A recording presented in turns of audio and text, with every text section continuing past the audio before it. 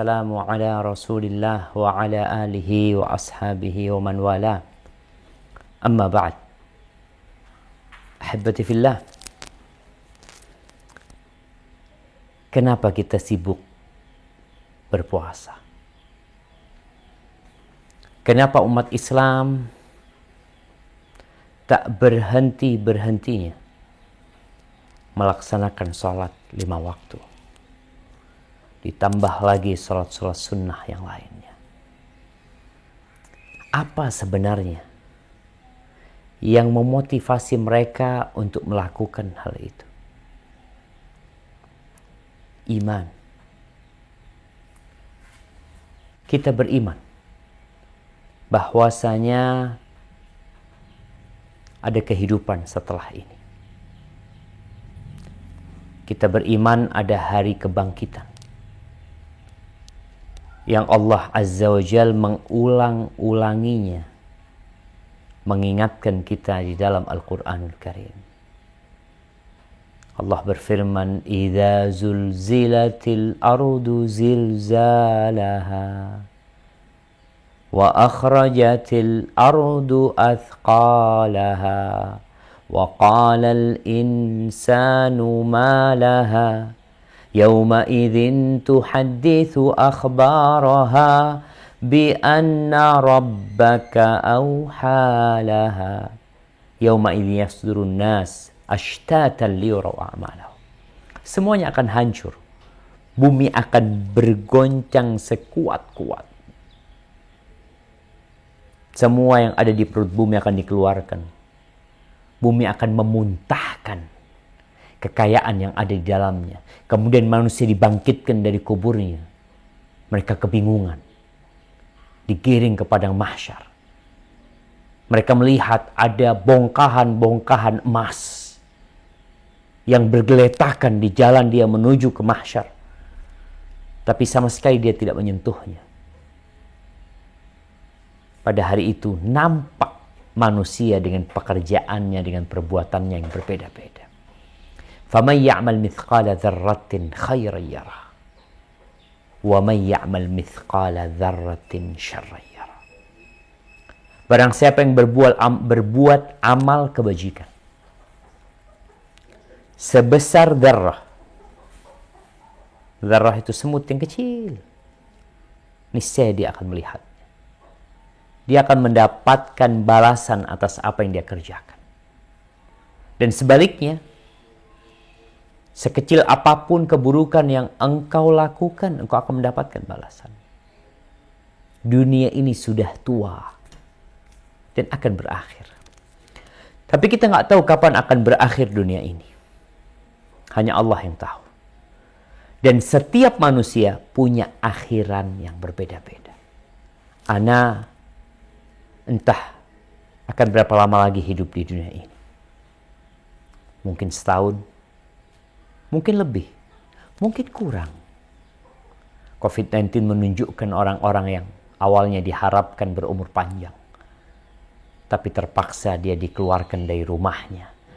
Ana melihat ada yang diletakkan di jalanan, ada yang keluar dari rumah, masuk rumah sakit dan tidak pernah kembali ke rumahnya. Keluarganya pun ingin mensolatinya, ingin menguburkan jenazahnya, tapi selesai. Ahibati fillah, bicara malam pertama.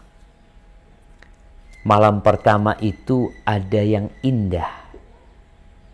Dan kebanyakan malam pertama itu malam yang penuh dengan kenangan. Buat teman-teman yang mungkin berangkat ke Swiss, ada yang ke Jerman, ada yang kemana malam pertama sampai, mungkin dia melihat satu hal yang indah, dia benar-benar menikmati malam pertama tersebut. Malam pengantin adalah malam pertama yang dinanti-nanti oleh mereka yang menikah. Di malam itu ada sebuah keindahan yang mereka rasakan. Sebuah kenikmatan yang mereka raih. Tapi gimana kalau malam pertama itu di Nusa Kambangan? Orang yang biasa hidup di rumah yang mewah, di ranjang yang empuk, kemudian dia dimasukkan ke penjara Nusa Kambangan atau penjara Guantanamo. Apa yang akan terjadi sama dia? Dia akan lupa dengan segala kenikmatan yang pernah dia rasakan. Ahibati fillah, kalau bicara malam pertama di kuburan, insya Allah kita pernah ziarah kubur. Kita melihat tumpukan nisan. Kita melihat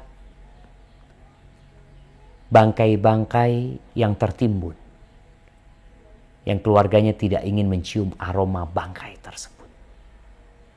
Anak tidak ingin mencium bangkai ayahnya. Ayah tidak ingin mencium bangkai anaknya. Suami, istri, semuanya berusaha untuk menghilangkan bangkai tersebut. Sebagian manusia karena kebodohannya, bangkai itu dibakar, sehingga menjadi debu buat dia.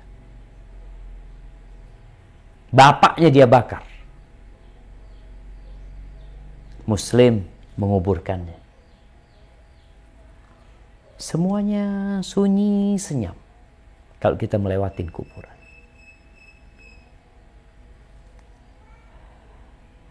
Seorang alim ulama, Ubaid bin Umair, dia pernah berkata, "Innal qabra la yaqulu ya ibna Adam."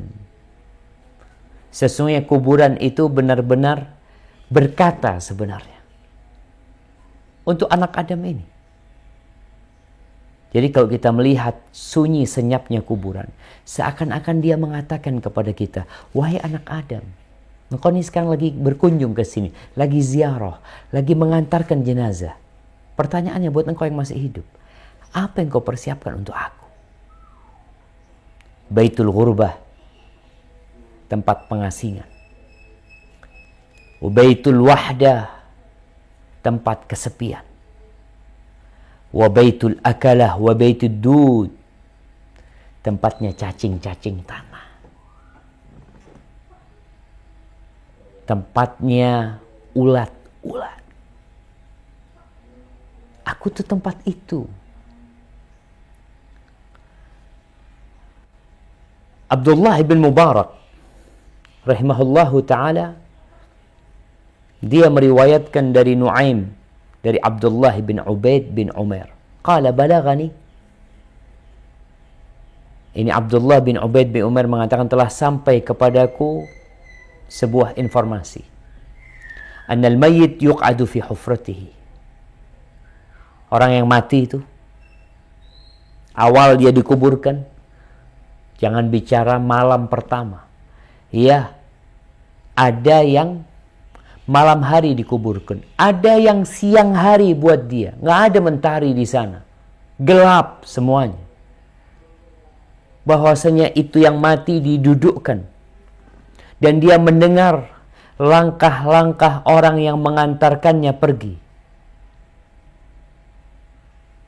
Nggak ada yang ngajak dia bicara. Mungkin awal yang dikatakan oleh kuburan itu, "Waihak ibna Adam, celaka engkau anak Adam. Bukankah engkau sudah dikasih tahu bahwa aku ini sempit,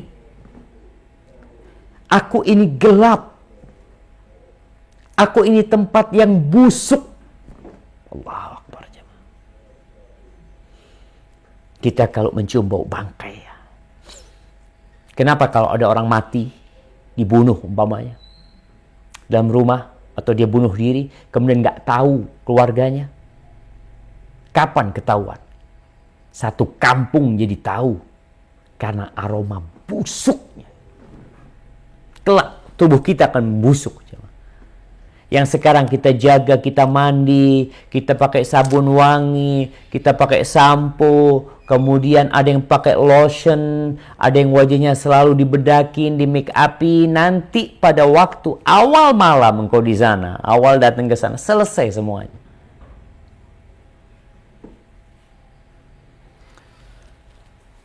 Ahibati fillah, kalau bicara gambaran dari dalam kuburan itu sendiri, Umar bin Abdul Aziz ini, dia menantunya khalifah, kemudian jadi khalifah. Dia mengatakan, inna li nafsan tawaqah. Aku tuh punya jiwa yang ambisius. InsyaAllah kita semua ambisius. Kita visioner, Masya Allah. Ada pandangan-pandangan masa depan yang kita inginkan. Tapi ternyata ada di antara kita yang visi dan misinya itu nggak lama sebenarnya. Nggak pantas dia disebut visioner. Kenapa? Karena misi dia cuma 70 tahun. Kita ingin yang visinya sampai 1000 tahun. Kita ingin visinya yang unlimited. Umar bin Abdul Aziz menceritakan tentang ambisi dia. Aku itu ingin menikah dengan anaknya khalifah. Akhirnya dia menikah dengan anaknya khalifah. Aku tuh berambisi ingin menjadi gubernur. Dan aku dapatkan jadi gubernur Madinah.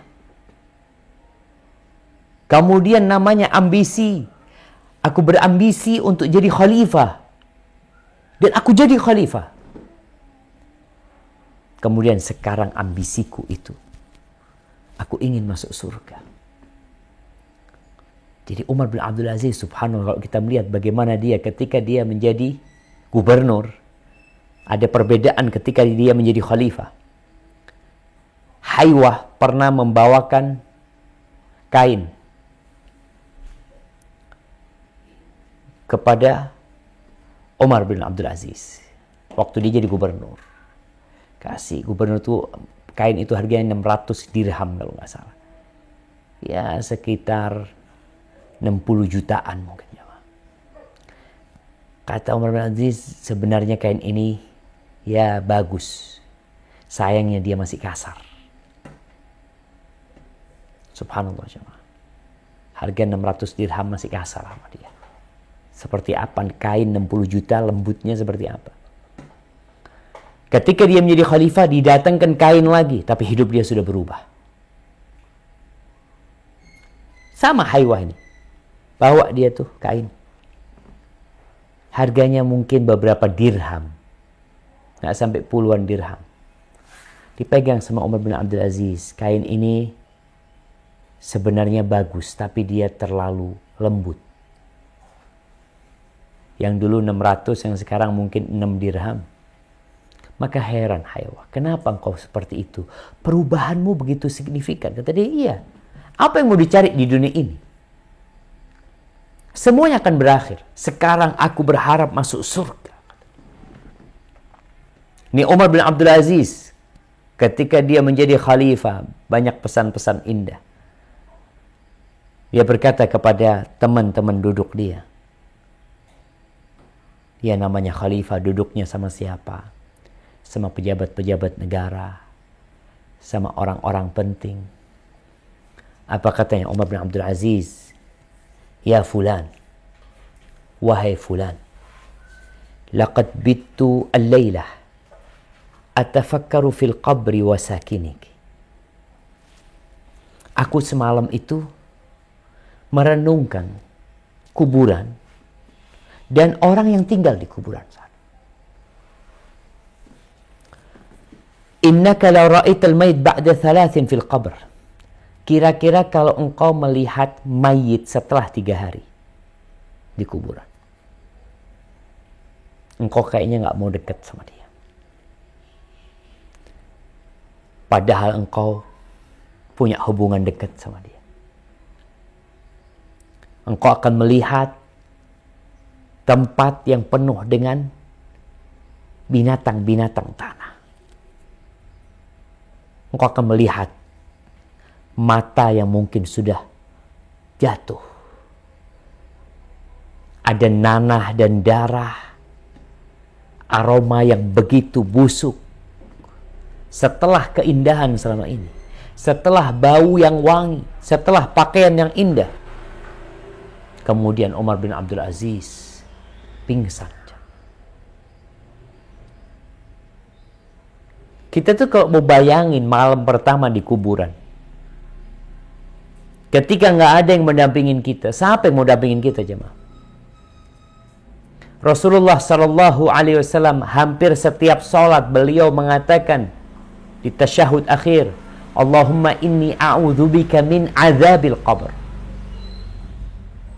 Ya Allah, aku berlindung kepadamu dari azab kubur. Apakah kita meminta perlindungan kepada Allah? Atau doa yang kita panjatkan selama ini, ya tanpa ada penghayatan dari hati kita. Kalau kita memikirkan 2 malam, mungkin 2 malam nih, yang perlu kita kenang. Yang pertama, malam kita bersenang-senang bersama keluarga kita. Bersama anak kita. Lagi duduk bersama. Sekarang kan orang-orang itu dengan adanya kamera suka mengabadikan kondisi bersenang-senang mereka. Bersama keluarganya, di tempat yang indah, makanan yang enak. Ya Allah, kita ceritakan, kita upload. Baik. Engkau silakan kenang malam ini. Tapi ada satu malam yang perlu engkau ingat juga. Ketika engkau bermalam di kuburan, tanpa keluarga, tanpa anak, tanpa ada AC yang mendinginkan, tanpa ada kawan yang menemani. Engkau ditinggal sama keluargamu.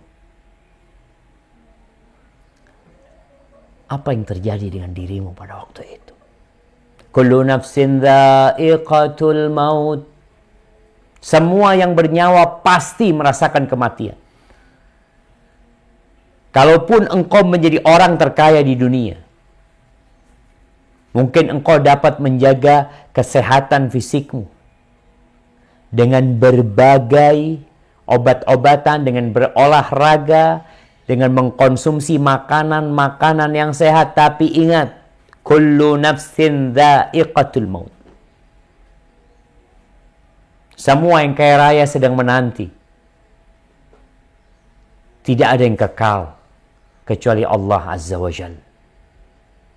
Semua manusia mati. Nabi kita Muhammad alaihi salatu wassalam, Rasulullah sallallahu alaihi wasallam, apa kata Allah? Innaka mayyitun wa innahum mayyitun. Engkau bakal mati. Dan semuanya mati.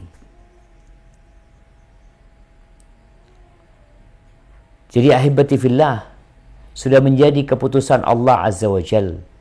Kita hidup di dunia, mau kemanapun engkau pergi. Jangan berpikir kau berangkat ke Swiss, berobat mungkin di rumah sakit yang paling mewah, paling mahal, yang dokter-dokternya hebat, yang peralatannya begitu canggihnya, dokternya mati. Akan dikeluarkan dia dari rumahnya. Tadi bayangkan momen antum bersama keluarga dan momen antum sendirian. Anakmu mungkin sayang sama bapaknya. Dia antarkan bapak ini dengan mobil mewah karena punya duit. Ada ambulan mewah. Sang anak memilihkan buat bapaknya kuburan yang paling mahal. Di Indonesia ini rame nih kuburan mahal. Ratusan juta orang beli kuburan. Dia nyumbang masjid 1 juta, beli kuburan ratusan juta. Sang anak ingin menghormatin ayahnya. Diantarkan dengan mobil yang mewah. Ditaruh di kuburan yang mewah. Terus, adakah keluargamu yang akan menantimu di sana? Apakah engkau akan tahu dan merasakan kemewahan mobil yang mengantarkanmu? Ketika engkau hidup, engkau dapat merasakan. Tapi tatkala engkau mati, Engkau mau diletakkan di gerobak sampah pun, mau diletakkan di mobil mewah, sejatinya sama buat dirimu. Engkau sudah bangkai. Dan Nabi SAW menjelaskan, tatkala jenazah diletakkan, kalau dipikul atau diletakkan di kendaraan, kemudian dibawa ke kuburan, in kanat salihah, kalau jenazah ini adalah orang yang soleh dalam kehidupannya, maka dia akan mengatakan, qaddimuni, qaddimuni, segerakan aku, cepat bawa aku, selesai aku dengan kehidupan ini, aku mau berpindah ke satu tempat yang lebih indah dari kehidupan ini. Tapi kalau dia ternyata ghair dzalik, bukan orang soleh, maka dia akan kebingungan. Dia akan bingung mengatakan, aina yadhhabu nabiyya, mau dibawa kemana aku ini? Walaupun di atas mobil yang mewah. Allah berfirman di surat Al-Mu'minun ayat 100. Surah Al-Mu'minun ayat 100. Nah, tafadhal, siapa yang mau baca?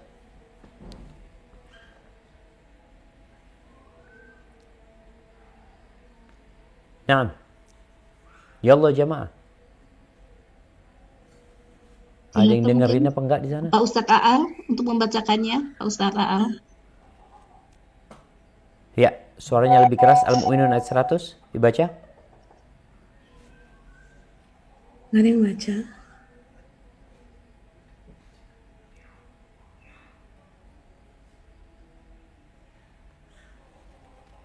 Dibaca ayat 99 sama 100. 99 sama 100.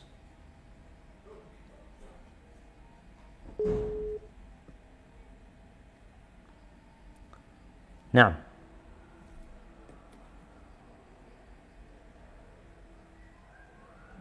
Silahkan. Silakan jemaah, mungkin untuk para bapak-bapaknya untuk membacakan ayat suci Al-Quran, salah satu dari jemaah. Dari hijrah, mungkin dari hijrah. Pak Aal. Masya Allah, kalau suruh baca pada kabur semuanya. Enggak, sebetulnya ada mungkin, tapi sambil kerja ya. Saya coba hubungin. Nah, silahkan.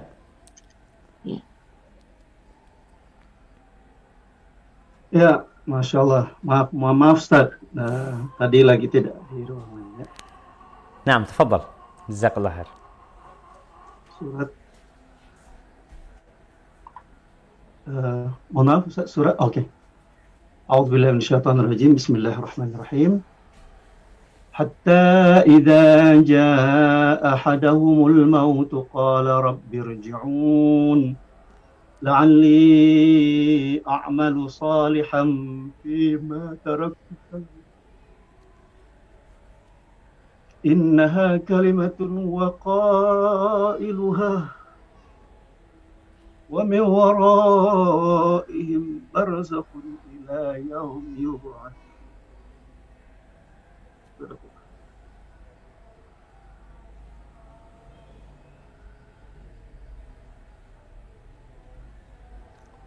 Nah, artinya?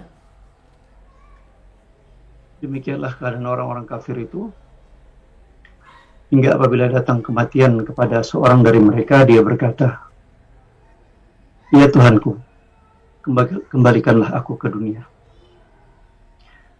agar aku dapat berbuat kebajikan yang telah aku tinggalkan. Sekali-kali tidak. Sesungguhnya itu adalah dalih yang diucapkannya saja, dan di hadapan mereka adalah barzakh sampai pada hari mereka dibangkitkan. Barakallahu fikum.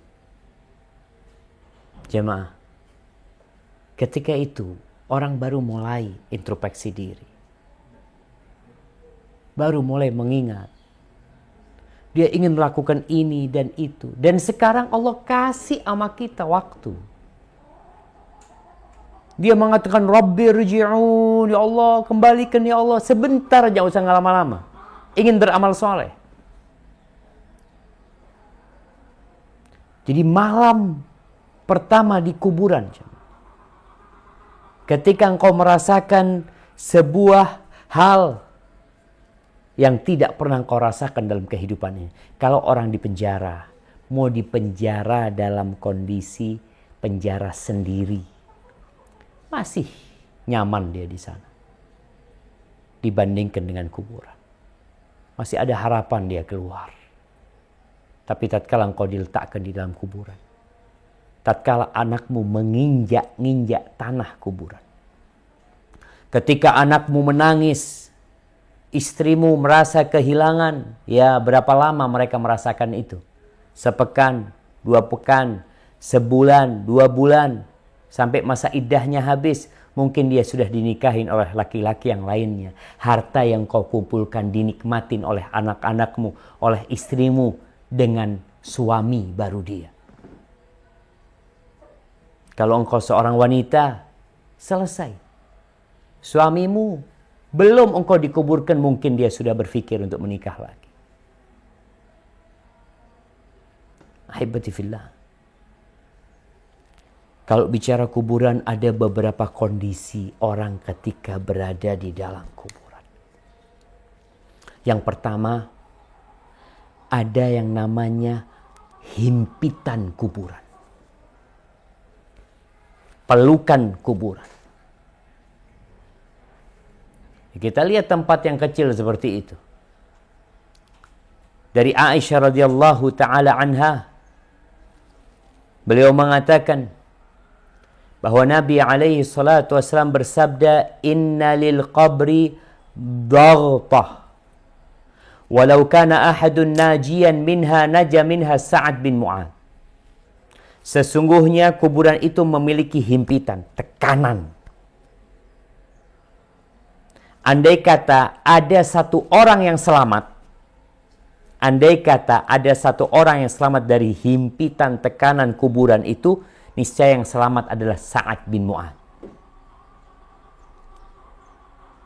Ada apa dengan Sa'ad bin Mu'adz? Di dalam riwayat Abdullah bin Umar radhiyallahu anhuma, anna Rasulullah sallallahu alaihi wasallam qala, Nabi bersabda tentang Sa'ad bin Mu'adz ketika dia meninggal dunia. Ketika dikuburkan Sa'ad bin Mu'adz, Rasulullah sallallahu alaihi wasallam mengatakan, hadzal ladzi taharraka lahul arsy. Ini Sa'ad bin Mu'adz ketika dia meninggal dunia, arsy-nya Allah itu bergetar.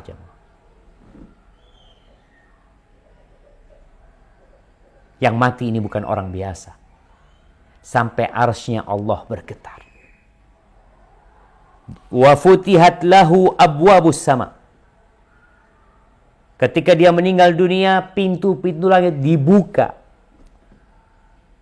membawa ruhnya Sa'ad bin Mu'adz. Wa syahidahu 70,000 minal malaika. Dan menghadiri meninggalnya Sa'ad bin Mu'adz itu 70,000 malaikat. Laqad dhamma dhammatan thumma furrija anhu. Dia pun masih merasakan dihimpit, ditekan oleh kuburan. Kemudian baru dilepaskan. Itu Sa'ad bin Mu'adz. Gimana dengan kita? Semuanya akan merasakan. Yang mukmin, yang soleh, yang tidak soleh, apalagi yang kafir. Sudah sebuah kepastian ketika para ulama menjelaskan tentang himpitan kuburan ini. Kok semuanya masih dihimpit di kuburan? Nah, di dunia pun kita merasakan sakit. Apa orang soleh nggak sakit? Apa orang soleh nggak kena bala? Bukankah kita tahu bahwa sudah menjadi kodrat manusia dia melakukan dosa? Maka himpitan itu adalah untuk menyelesaikan dosa-dosa dia. Karena kita, kata Nabi SAW, kullu bani Adam khata. Semua anak Adam melakukan kesalahan. Kalau saat merasakan jamaah, yang arsy Allah bergetar. 70 malaikat, 70.000 malaikat hadir di jenazahnya Sa'ad bin Mu'adz.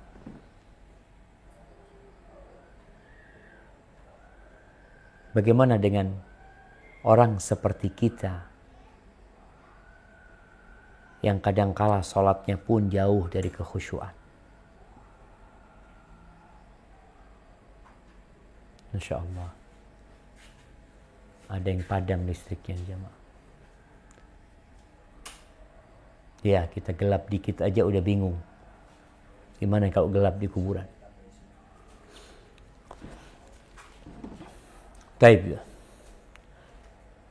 Itu kondisi pertama.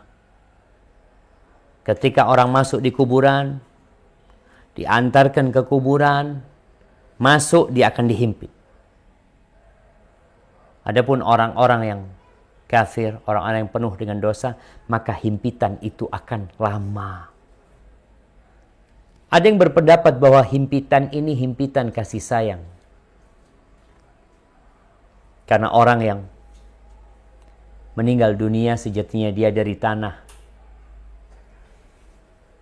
Dia ditunggu sama kuburannya ketika balik seperti ibu yang menghimpit, memeluk anaknya dengan keras. Karena kasih sayang. Tapi yang pertama pendapat itu lebih benar. Bahwasanya himpitan dan pelukan serta dekapan itu adalah untuk menyelesaikan dosa-dosa. Karena manusia sesoleh apapun dia tetap punya dosa. Yang kedua, kesunyian, kesenyapan, serta kemudian datangnya mungkar dan nakir.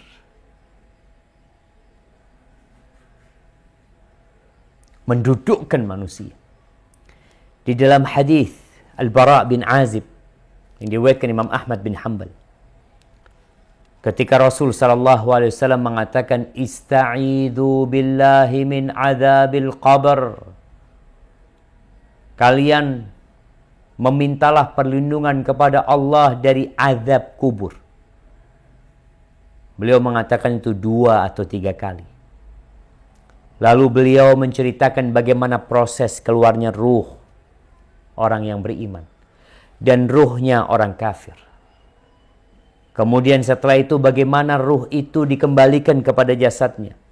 Lalu Rasul sallallahu alaihi wasallam mengatakan tentang kondisi orang yang beriman. Fayatihi malakan. Maka akan datang kepada dia 2 malaikat dalam wujud yang menakutkan, yang dia nggak pernah melihat, dalam kondisi dia sendirian. Tidak ada satupun yang mendampingi dia. Didudukkan. Lalu bertanya malaikat ini, Man Rabbuk? Siapa Rabbmu? Fayaqulu Rabbi Allah. Ma dinuk? Apa agamamu? Fayaqulu dinil Islam. Fayaqulani ma hadzal rajul ladzi bu'itsa fikum. Fayaqulu huwa Rasulullah. Siapa tu orang yang diutus kepada kalian? Kau tahu? Dia utusan Allah. Nabi Muhammad adalah utusan Allah. Bagaimana engkau tahu? Ini jamaah. Akan ditanya, gimana engkau tahu itu Rasulullah? Oh, katanya orang. Seorang yang mukmin mengatakan, qara'tu kitab Allah wa amantu bihi wa saddaqtu. Aku membaca Al-Quranul Karim, aku membaca kitab Allah dan aku beriman dengannya dan aku percaya dengannya. Fayunadi munadin minas sama. Ini proses ini masih proses yang menakutkan. Dari mulai himpitan, kemudian didudukkan dalam kegelapan, dalam kesenyapan dan kesunyian.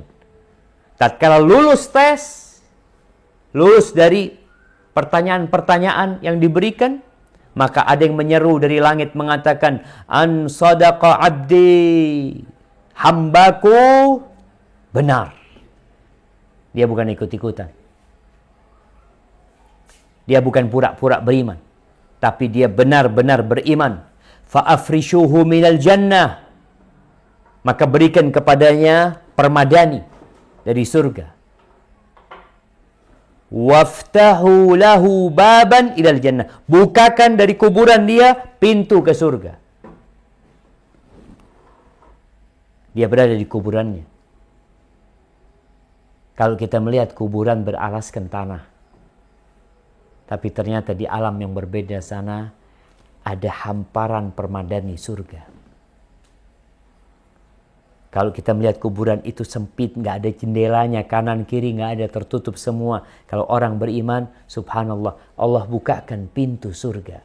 Fayatihi min rauhiha wa tibiha. Maka datang dari surga itu aroma yang indah, kesegaran surga. Wa yufsah lahu fi qabri madda basari. Kemudian dihamparkan bagi dia, kuburannya itu diluaskan sepanjang dia memandang. Lebih indah dari rumahnya. Kita kalau di rumah, tidur di rumah, kanan kiri kita semua tembok. Mau luas 5 kali 5, 10 kali 10, mau 100 kali 100, semuanya terbatas. Tapi di kuburan sepanjang dia memandang, akan luas, jamaah. Kalau dia sendirian, enggak. Kenapa? Kalau antum di rumah yang luas sendirian, antum tetap merasakan kesunyian. Di sini Allah ingin mengusir kesunyian, kesenyapan dan kesepian dia. Fayatihi rajulun hasanul wajhi wa hasanul thiyabi tayyibur rih. Datang kepada dia orang yang wajahnya indah, yang bajunya indah, aromanya wangi. Fayaqulu abshir billadhi yasurruka. Orang itu yang datang mengatakan, bergembiralah engkau dengan yang menyenangkanmu. Hadza yaumuka alladhi kunta tu'ad. Ini hari yang engkau dijanjikan. Engkau selama di dunia sholat, berpuasa, sedekah, zakat, berangkat haji, berangkat umroh, berbuat kebajikan. Dijanjikan akan dikasih balasan. Berbeda sama orang yang kerja di dunia, akhir bulan dia dapat gaji. Akhir hari dia dapat gaji. Dia rasakan di dunia. Seorang mukmin dijanjikan nanti engkau sholat sepanjang tahun, sepanjang hidupmu. Balasannya apa? Allah akan kasih. Bukan 70 tahun antum di kuburan. Antum bisa bayangin berapa tahun sih kita di kuburan. Berapa tahun kita di muka bumi ini. Dan berapa tahun di perut bumi ini. Lihat Rasulullah SAW. Di muka bumi ini. Beliau hanya 63 tahun. Tinggal di rumah petak. 5 kali 5. Kecil rumahnya. Nggak ada AC, nggak ada kipas angin. Makanan pun susah. Tapi cuma 63 tahun. Di kuburan beliau sudah 1430 tahun. Maka itu yang seharusnya menjadi ambisi kita. Untuk mendapatkan tempat yang luas.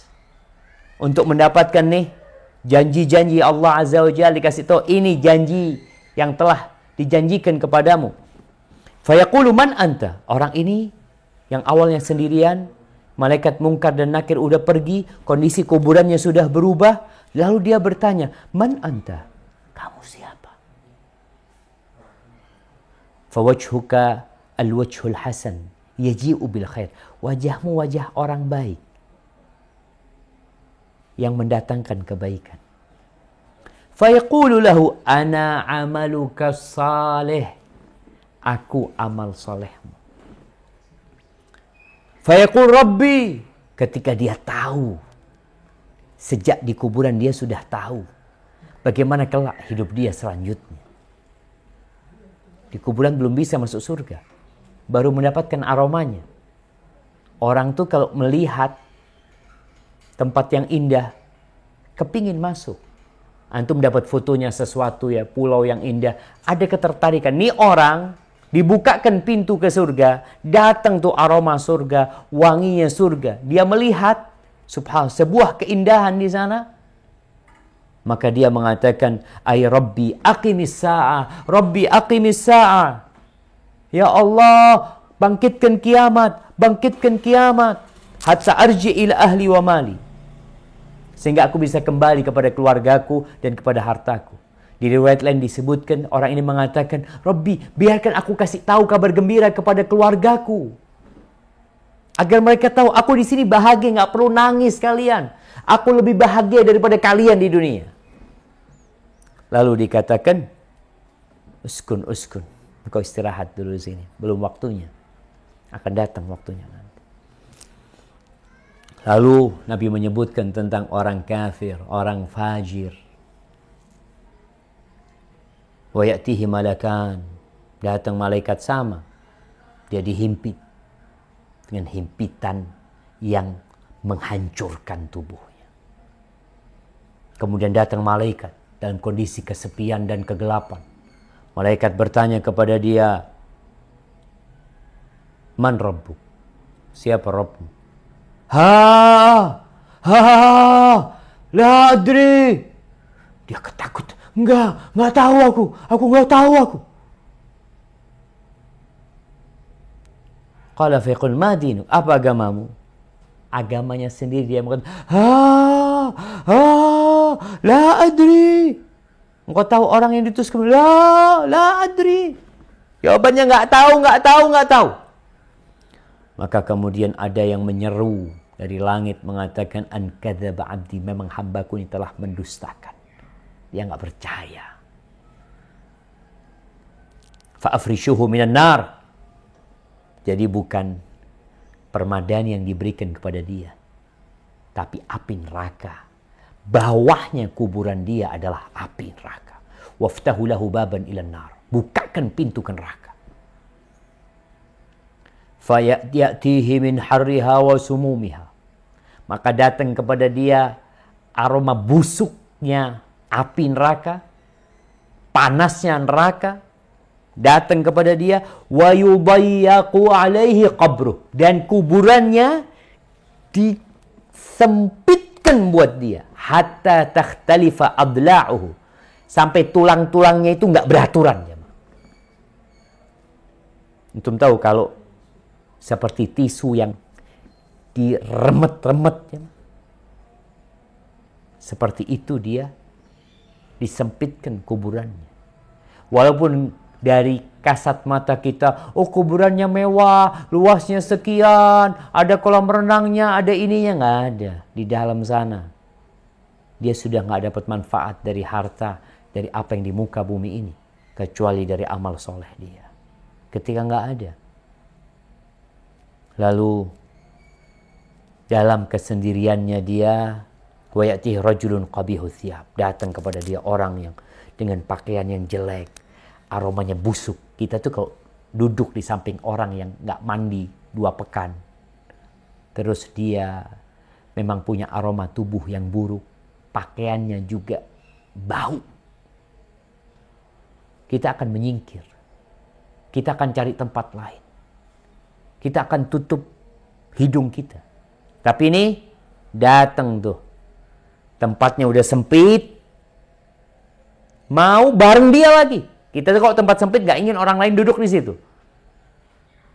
Kita lihat pesawat, kenapa ada kursi bisnis, ada kursi yang lebih tinggi, VIP umpamanya, ada yang biasa itu banyak orang.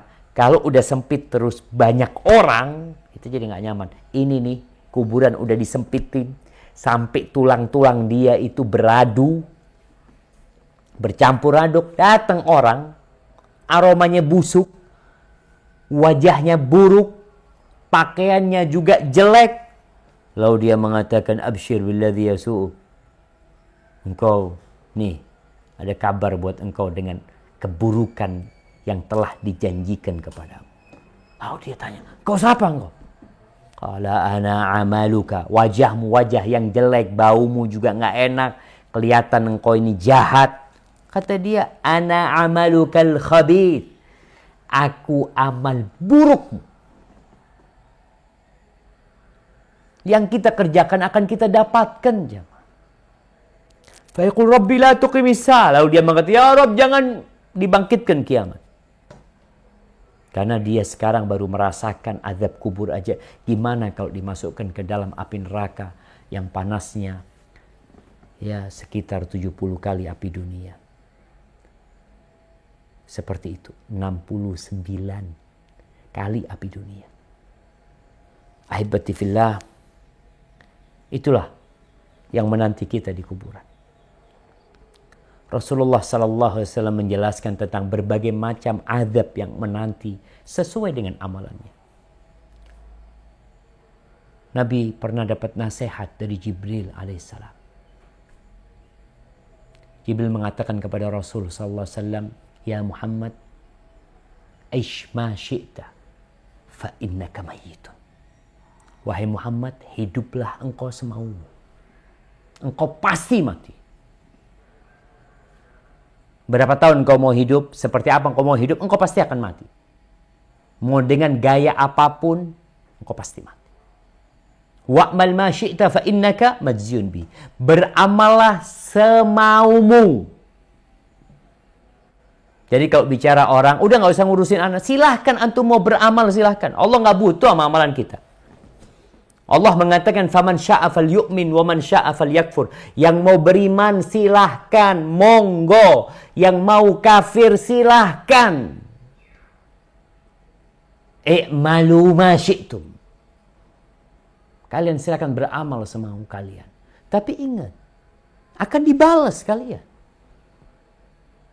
Pasti dibalas. Wa ahbib man syi'ta fa innaka mufariquh. Dan silahkan engkau mencintai siapa yang engkau mau. Engkau pasti berpisah sama dia. Sudah jadi kepastian jamaah. Wa'alam anna syarafal mu'min qiyamuhu bil-lail. Ketahuilah bahwa kemuliaan seorang mukmin bukan dengan hartanya, bukan dengan jabatannya, bukan dengan tahtanya, bukan dengan kekuasaannya. Yang sekarang orang-orang berlomba untuk mencari kekuasaan, jabatan, harta. Dia pikir itu dapat memuliakan dia. Syaraful mu'min. Kemuliaan seorang mukmin adalah qiyamuhu bil-lail. Ketika dia bangun malam hari. Salat tahajud. Itu kemuliaan seorang mukmin.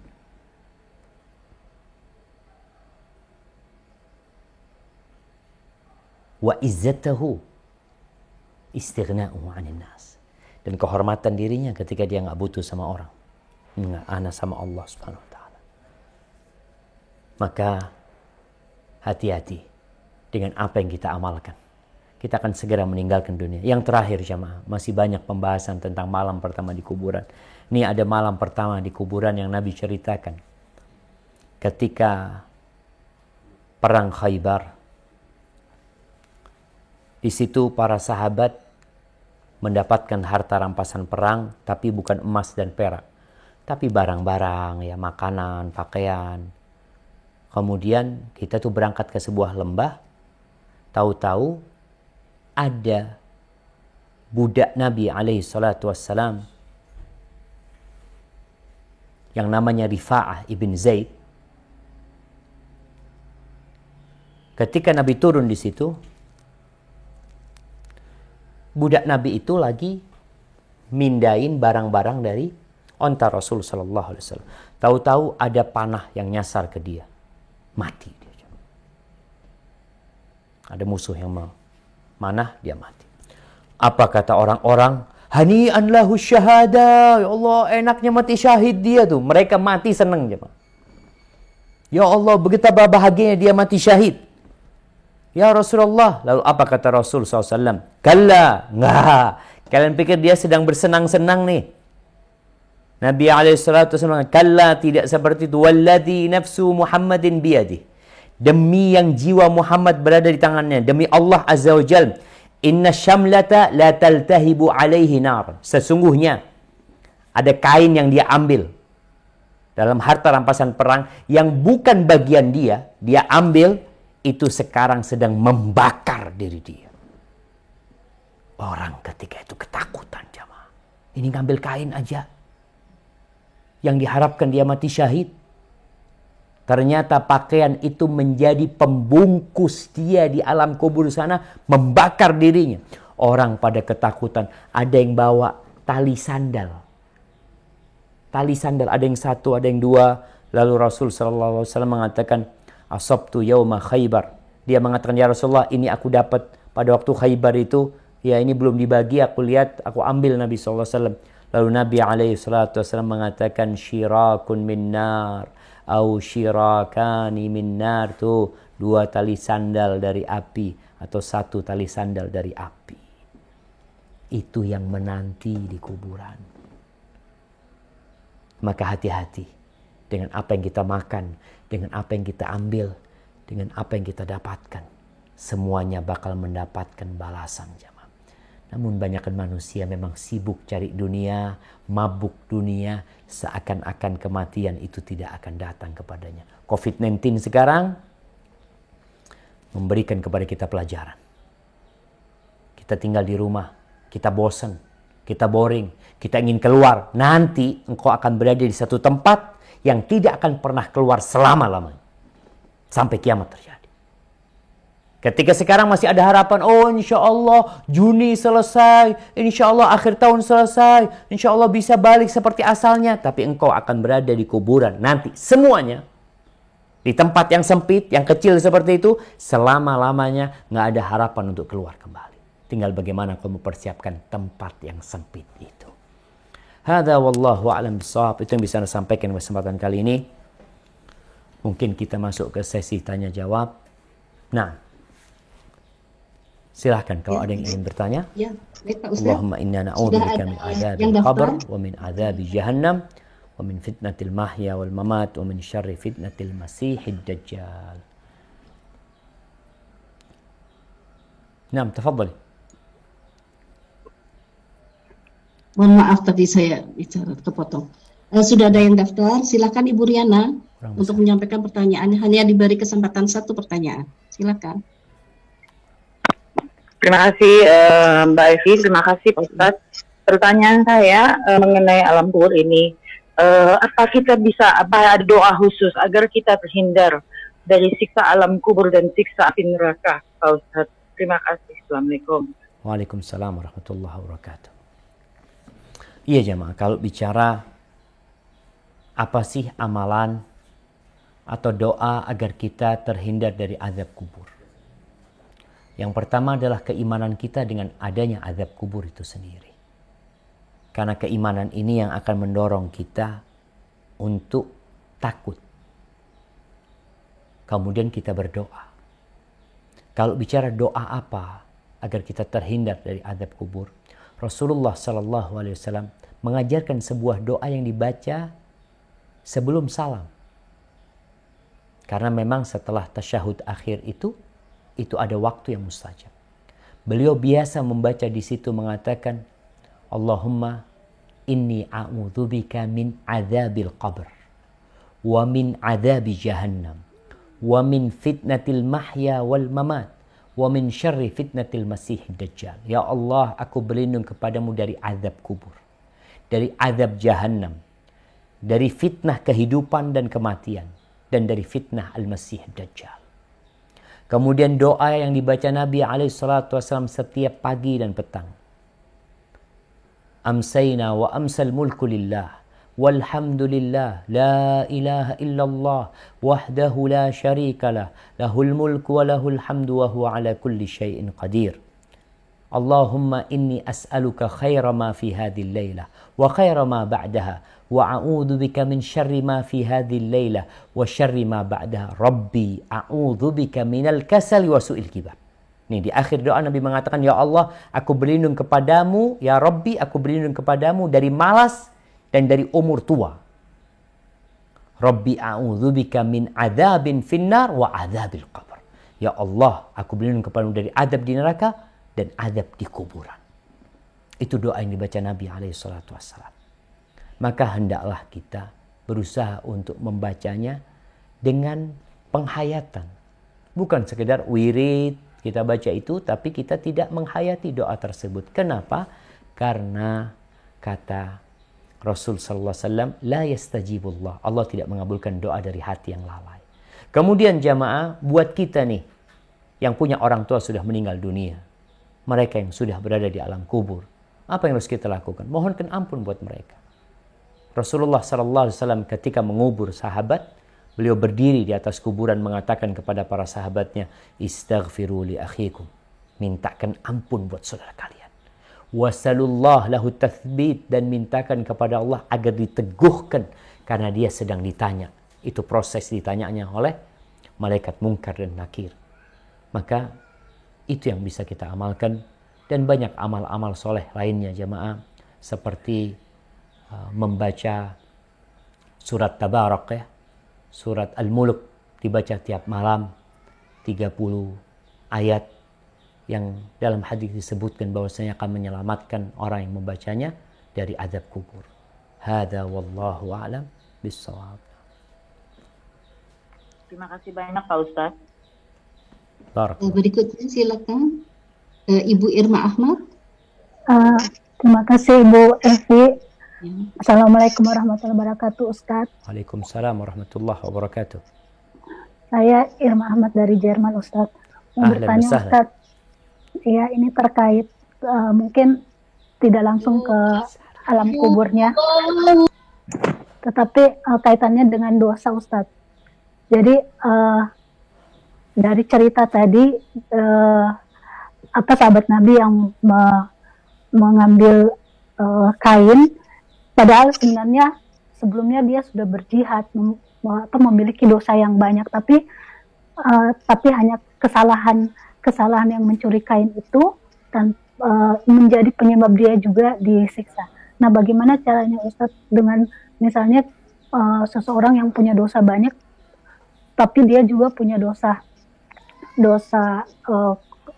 kebaikan, amal-amal kebaikan, apakah di dalam kubur itu tidak bisa membantu untuk memberikan syafaat, maksudnya memberikan pertolongan di alam kubur Ustaz. Terima kasih Ustaz, begitu aja. Barakallahu fikum. Naam jemaah. Iya.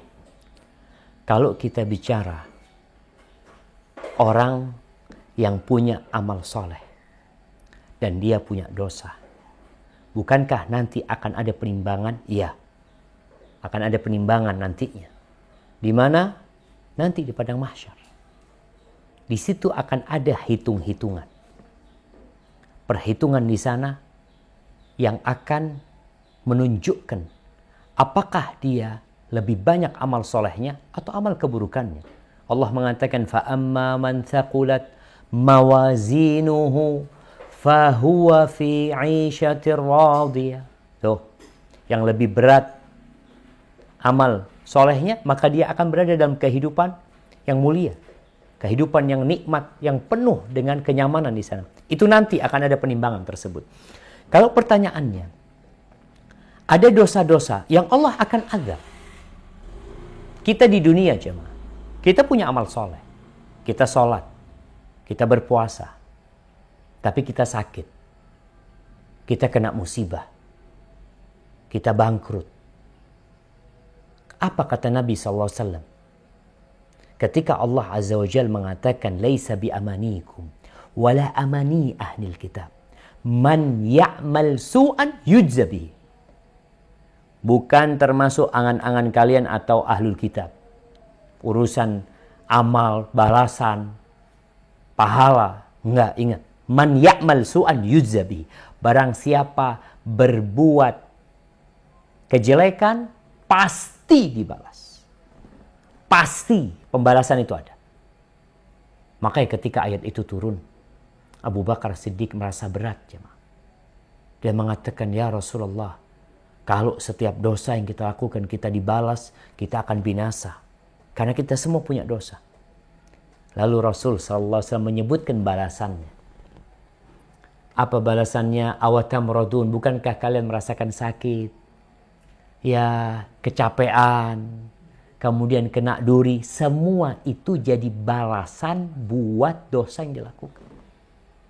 Tapi sekarang di alam kubur tersebut, jadi ada orang yang dosa-dosanya dibersihkan dengan musibah di dunia. Sehingga dia, alhamdulillah, udah dibalas tuh. Ada yang dibalas di alam kubur. Sehingga dia merasakan balasan dosa dia di alam kubur. Sehingga nanti ketika dibangkitkan di hari kiamat, udah selesai dia dosanya. Sehingga dia tidak perlu masuk ke neraka lagi dengan dosa yang dia lakukan. Itu jadi pembersih dosa dia. Ada yang dengan ahwalu al-qiyamah, dengan yang terjadi di padang mahsyar sendiri, menjadi penghapusan dia. Sehingga ada orang yang dihapuskan dosanya ketika melewatin sirat, ketika dia terkena api ini itu, tapi dia akhirnya selamat. Itu jadi penghapusan dosa dia. Jadi kalau bicara kita punya amal soleh, pertama kita nggak tahu apa amal soleh kita sebanding dengan itu. Jangan-jangan kalau disuruh bayar itu habis amal soleh kita nanti masuk neraka. Maka kita lebih tahu dengan, Allah lebih tahu dengan yang baik buat kita. Sehingga orang yang mati syahid, ketika dia mati syahid, ikut berjihad, kemudian melakukan dosa, al-ghulul termasuk dosa besar jamaah. Mengambil dari harta rampasan perang ini termasuk dosa besar. Dan kita tahu dia belum bertobat. Dan Nabi SAW menjelaskan bahwasanya itu yang dia ambil akan membakar diri dia. Adapun nanti di padang mahsyar akan ada penimbangan amal. Dan kita juga tahu bahwasanya amal-amal soleh itu, kalau memang lebih banyak amal soleh dia akan datang di kuburan, menemani dia, mendampingi dia. Dan bisa jadi juga setelah nih sahabat yang meninggal dunia dibakar dengan pakaian tersebut, kemudian sudah setimpal dengan yang dia lakukan, dia akan beristirahat dan merasakan kenikmatan. Tapi yang jelas, azab itu akan didapatkan ketika orang melakukan dosa. Allahu Akbar ya. Benar jemaah. Kalau itu orang ikut perang sama Nabi SAW, gara-gara pakaian itu, ada yang gara-gara sandalnya yang dia ambil. Apalagi kita yang amalannya nggak seberapa, mereka tuh sahabat-sahabat Nabi yang ikut berperang bersama Rasulullah SAW. Na'udzubillahi minan nar. Barakallahu fikum. Dipersilahkan Ibu Iul dari Jerman.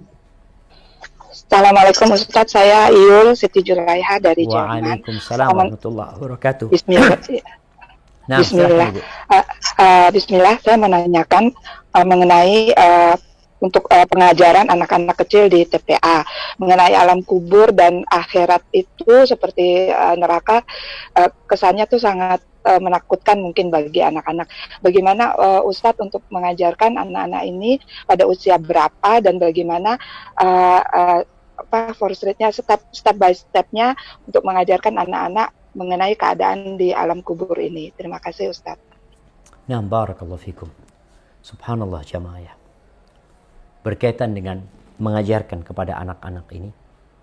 Anak-anak ini umurnya beda-beda. Ada anak-anak yang sudah ngerti dikasih tahu. Maka kita bisa kasih penjelasan sama dia. Tapi ada anak-anak yang mengajarin mereka itu hanya talqin, hanya menghafal. Dia itu hanya menghafal. Dia belum bisa mencerna. Seperti kita ajarin dia menjawab pertanyaan, Man Rabbuk?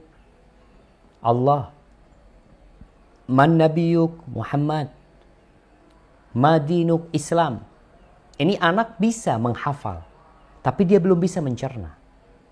Ketika dia sudah mulai dapat mencerna, memahami mana yang kanan, mana yang kiri, itu salah satu cara kita mengetahui dia sudah mumayyiz. Udah paham tuh yang kanan sama yang kiri, mulai kita bisa kasih tahu dia. Ketika kita suruh dia beramal, mungkin dia bertanya, kenapa harus sholat? Kenapa harus berbuat baik sama orang? Kenapa harus berdoa? Kenapa baca bismillah? Disinilah kita sampaikan kepada dia. Yang pertama, bukan tentang nerakanya, tentang surganya, tapi tentang Allah Azza wa Jalla. Sehingga beriman kepada Allah dan hari akhir dimulai beriman dengan Allah Subhanahu wa taala. Sampaikan ketika dia udah bisa faham tentang Allah yang menciptakan kita, ya ini itu. Kemudian kita sampaikan kepada dia tentang balasan. Karena anak-anak kecil itu malah mereka adalah kondisi manusia yang takut karena ancaman dan suka karena dapat hadiah. Itu anak-anak.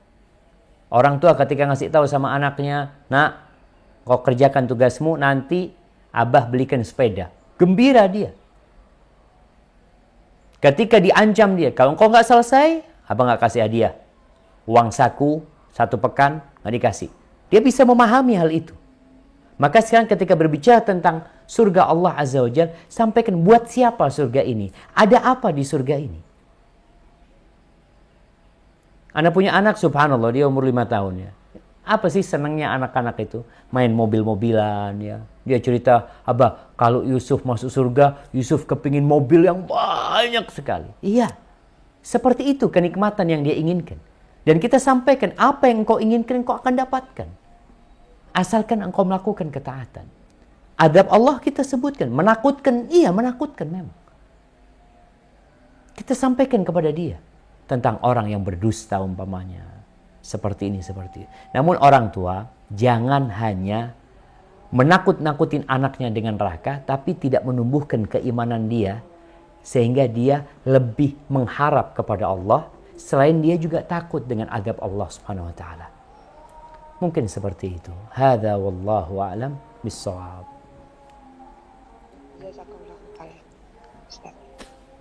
Masih ada waktu Pak Ustaz? Halo? Pak Ustaz, masih ada waktu ya? Masih ada pertanyaan lagi. Ibu dari Swiss, silakan. Assalamualaikum Ustaz. Waalaikumsalam warahmatullahi wabarakatuh. Bismillah. Saya hanya mau bertanya, bahasa apa yang akan digunakan di alam barzah atau nanti di akhirat nanti, karena kita kan sekian banyak manusia gitu. Itu aja bahasa untuk supaya semuanya paham. Syukran. Barakallahu fikum. Iya jemaah, kalau ditanya bahasa apa yang digunakan, wallahu a'lam bishawab. Ada beberapa riwayat yang menyebutkan bahwasanya bahasa yang akan dipakai nanti adalah bahasa Arab. Di surga pun mereka akan berbahasa Arab. Tapi hadis-hadis yang menyebutkan dhaif, lemah hadis tersebut. Maka dikatakan wallahu a'lam bahasa apa yang akan dipakai nanti di sana. Mereka akan pakai satu bahasa, tadi mungkin dengan bahasa Arab, bahasa Al-Quran, bahasa yang dengannya Allah menurunkan kitab terakhir. Mungkin itu akan menjadi bahasa dan semua orang akan faham nantinya jamaah. Bahkan kita tahu kulit pun akan berbicara pada hari itu. Dan Allah itu dapat berbicara dengan segala sesuatu. Dan semua orang akan dikembalikan kepada yang masuk surga akan dalam umur sekitar 33 tahun. Tingginya akan situna dhira'. Akan 60 hasta tingginya di langit. Masya Allah. Jadi nanti akan disamakan mereka umurnya, disamakan tingginya, cuma ya kedudukan derajat mereka berbeda-beda, dan bahasa yang dipakai di sana tadi Anda sampaikan ada riwayat yang menyebutkan bahwasanya bahasa Arab adalah bahasa surga, cuma wallahu a'lam bis-shawab. Mana karena hadisnya tidak sahih, maka tidak bisa dipastikan mereka akan berbahasa Arab di sana, tapi wallahu a'lam bis-shawab. Nah, jazakallah khair Ustaz. Ya, Ibu Non, dipersilakan. Ibu Non. Assalamualaikum Ustaz. Waalaikumsalam warahmatullahi wabarakatuh. Ahlan wa sahlan. Ahlan wa sahlan Ustaz. Apakah benar dengan membaca Al-Quran akan menolong kita di alam kubur? Saya pernah mendengar itu digambarkan dengan laki-laki tampan yang akan selalu menolong kita di alam kubur. Jazakallah. Barakallahu fiik. Subhanallah jemaah. Nah, yang pertama tadi Anda sampaikan bahwasanya ada riwayat tentang keutamaan membaca surat Tabarak, surat Al-Mulk setiap malam, di mana orang itu akan diselamatkan dari api neraka. Kalau bicara Quran akan berwujud seseorang, ya amal itu akan diwujudkan orang nantinya. Sebagaimana dalam hadis Al-Bara' bin Azib, ketika akan datang orang yang wajahnya indah, pakaiannya indah, aromanya baik, memberikan kabar gembira. Ketika ditanya, siapa engkau? Qala ana amalukas soleh, aku amal solehmu. Dan bisa jadi salah satu amalan utama dia adalah Al-Quranul Karim. Kemudian ada hadis khusus yang berkaitan dengan Quran dan puasa, di mana Rasulullah SAW mengatakan bahwasanya inna sawma wal Quran yashfa'ani yaumal qiyamah li sahibihima. Sesungguhnya puasa dan Quran ini akan memberikan syafaat kepada orang yang berpuasa dan orang membaca Al-Quranul Karim. Ketika dia hendak disiksa atau dia sedang dalam persidangan, maka datang puasa itu mengatakan, Ay Rabbi, mana'tuhu ta'am wasyahwah bin nahar fasyaffi'hu fiyya ya Rabbi, aku tuh menghalangi dia dari makan dan syahwatnya di siang hari, maka terimalah permohonanku syafaat buat dia. Adapun Quran akan mengatakan, Rabbi mana'tuhun naum bil lail, ya Rabbu, aku menghalangi dia dari tidur di malam hari membaca Al-Quranul Karim, maka terimalah syafaatku, tolong diterima ya Allah. Maka kemudian diterima syafaatnya. Sehingga tadi kalau di alam kubur akan ada yang mendampingi dia, amal soleh dia, bacaan Quran dia akan mendampingi dia agar dia tidak kesepian di sana. Adapun nanti di padang mahsyar dia juga akan memberikan syafaat ketika persidangan, ketika melewatin sirat sampai dia selamat masuk ke surga Allah Azza wa Jalla. Makanya banyak-banyak kita membaca Al-Quranul Karim, tapi ingat, kam min talin lil Quran wal Quran yal'anu. Berapa banyak orang yang baca Al-Quran sedangkan Al-Quran itu sendiri melaknat yang membacanya. Quran ini bisa menjadi pembela kita, bisa menjadi penuntut kita, kata Nabi SAW. Wal Quranu hujjatun laka au alaika. Kenapa? Ada orang-orang yang baca Quran hanya baca hurufnya tapi nggak diamalin. Berapa banyak larangan-larangan Allah yang dia baca tapi dia kerjakan. Berapa banyak perintah Allah yang diperintahkan tapi dia tidak jalankan. Maka tatkala kita baca Quran khususnya di bulan Ramadan, di bulannya Al-Quranul Karim, tolong dilihat kalau ada bacaan-bacaan kita yang berkaitan, ya Allah aku belum ngamalin ini, ya Allah ampuni aku ya Allah. Aku melanggar ini, ampuni aku. Itu Rasulullah SAW kalau baca Al-Quran. Tidaklah beliau lewat ayat rahmat kecuali beliau minta rahmat Allah. Tidaklah beliau lewat ayat tentang azab Allah kecuali beliau berlindung dari azab Allah SWT. Dan ketika lewat ayat tentang tasbih, maka beliau bertasbih kepada Allah SWT. Maka agar Quran yang kita baca menjadi pembela buat kita, memberikan syafaat kepada kita, maka hendaklah kita membaca dengan hati dan mengamalkannya dalam kehidupan ini. Hadza wallahu a'lam bishawab. Mungkin itu menjadi pertanyaan terakhir kita pada kesempatan kali ini jemaah. Ana mohon maaf ya karena memang maghribnya di Jember ini lebih awal daripada teman-teman yang di Jakarta. Semoga kita bisa berjumpa pada kajian-kajian selanjutnya. Subhanakallahumma wa bihamdika asyhadu an la ilaha illa anta astaghfiruka wa atubu ilaik. Jazakumullahu khairan. Wassalamualaikum warahmatullahi wabarakatuh.